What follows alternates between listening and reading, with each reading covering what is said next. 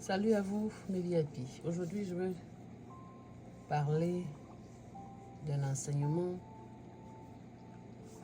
sur les hommes et les femmes qui sont attirés par les personnes qui ont la poisse et la malchance. Je vais vous raconter l'histoire d'une jeune dame que j'ai connue, avec qui je marchais souvent, et qui me disait toujours qu'elle avait les problèmes de rencontrer les bonnes personnes. L'histoire de grâce. Les mauvaises rencontres avec les personnes autour d'elle, les mauvais hommes, les mauvais amours. Grâce est une femme douce, lumineuse, généreuse. Pourtant, dans sa vie amoureuse, c'était un schéma qui se répétait comme une malédiction. Elle attire toujours les mauvais hommes.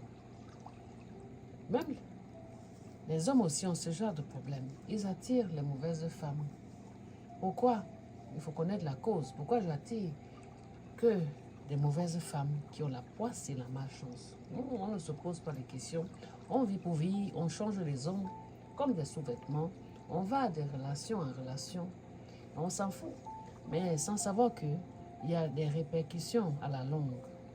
Quelles sont les répercussions à la longue? C'est que déjà chez la femme garde un passé douloureux, qui a eu des multiples relations, des abus, des hommes qui les ont apporté la malchance, la poisse dans tout ce qu'elle faisait. Et on oublie qu'en intimité, plus on a des relations avec des partenaires, vous ne connaissez pas que certains partenaires portent des fardeaux, des bagages en eux, qui restent en nous si vous ne coupez pas les liens et faire le deuil. Alors, elle attirait toujours ces mauvais hommes-là. Le premier était charmant, mais manipulateur. Le deuxième semblait attentionné, mais était émotionnellement absent. Le troisième, voilà, il vole.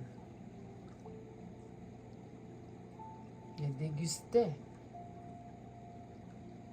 en silence et après, il se sauve. Ça veut dire que vous ne le voyez même plus. À chaque fois, grâce pensait: je suis fatiguée d'aimer. Je ne peux pas les changer. Mais à chaque fois, elle sortait brisée, fatiguée, vidée. Mais un jour, elle a osé poser une vraie question. Pourquoi est-ce que je retombe toujours sur les hommes qui me semblent bons, bien? Est-ce que moi-même, je n'attire pas la même chose? On ne se pose pas les questions que ça peut être de nous-mêmes. On se dit toujours que c'est les autres qui nous donnent la poisse. Est-ce que votre schéma de vie était sain? On ne se pose pas ces questions. Est-ce que ça ne peut pas être un problème spirituel?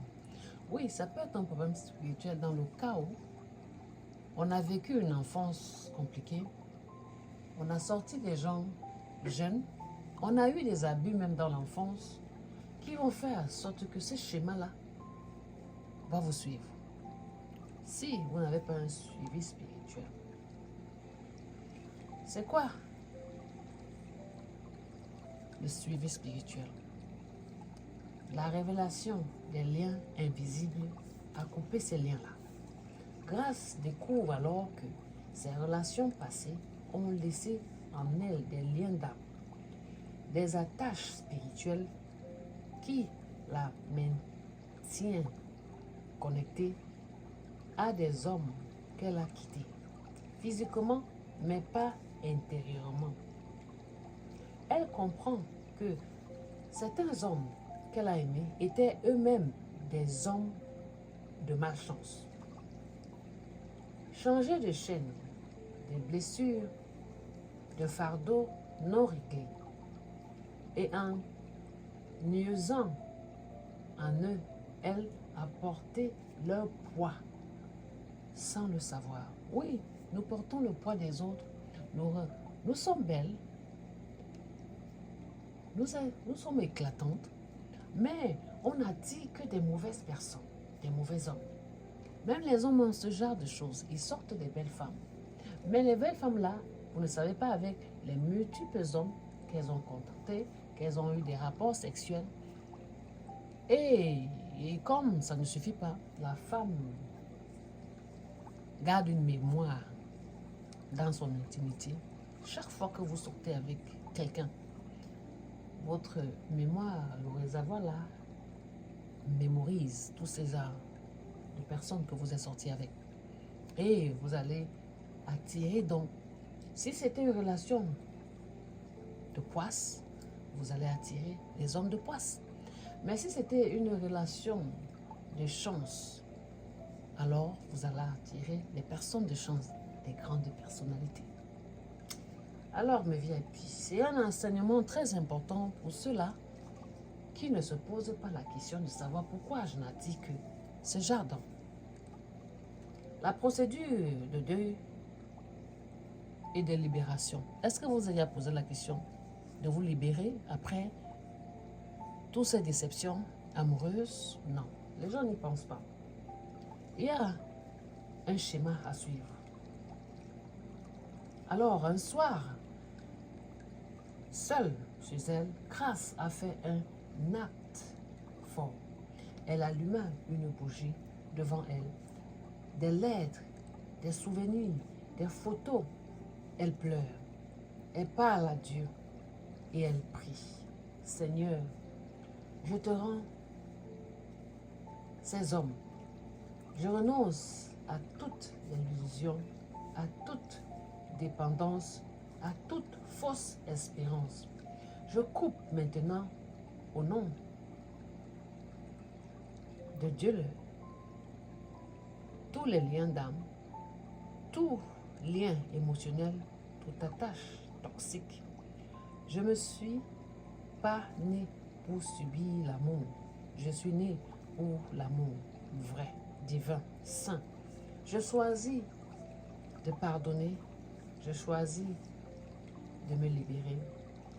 Je te laisse faire justice. Elle brûla les lettres. Elle sent son corps trembler, mais une paix descend. Une paix comme elle n'en a jamais connue. Oui, mes VIP. C'est très important, hein?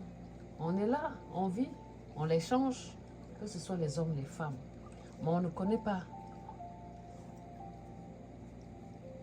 la suite dans mon prochain podcast. Ma VIP, partagez ce message, c'est important. Nous vivons là sans savoir pourquoi nous sommes attirés par des mauvaises personnes, des personnes en mauvaise vie. Les causes sont là. Généralement, ça vient du passé, de l'enfance, les blessures non guéries qui font ça. Contactez-moi, mon équipe, et nous allons faire un travail spirituel qui va vous aider à vous détacher de ces liens douloureux du passé. Je suis votre motivational speaker and life teacher. À très bientôt. C'est plaît à Dieu. Ciao.